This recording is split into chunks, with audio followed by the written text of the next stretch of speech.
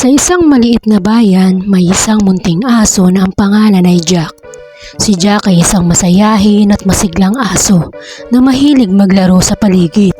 Siya ay palaging kasama ng kanyang amo na si Lolo Pedro. Si Lolo Pedro ay isang mabait at mahilig mag-alaga ng mga hayop. Isang araw habang naglalaro si Jack, napansin niya ang isang batang sisiw na umiiyak. Lumapit siya at tinanong ang sisiw, "Bakit ka umiiyak?" Sumagot ang sisiw, "Ako'y naligaw at hindi ko makita ang aking ina." "Huwag kang mag-alala, tutulungan kita. Hahanapin natin ang iyong ina." Dinala ni Jack ang sisiw sa iba't ibang lugar. Dumaan sila sa palengke, sa bukid at sa tabi ng ilog. Ngunit hindi nila nakita ang ina. Hindi nawala ng pag-asa si Jack at patuloy sila sa paghahanap. Habang naglalakbay sila, nakarating sila sa kagubatan. Doon nila narinig ang tinig ng inang manok na tinatawag ang kanyang anak. "Sisiw, nasan ka?"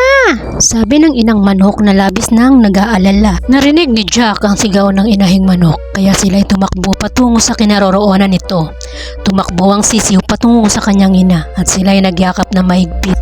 "Maraming salamat, Jack. Napakabuti mo," sabi ng inang manok habang nagpapasalamat. Ngumiti si Jack at sinabi, "Walang anuman po. Masaya akong natulungan ko kayo."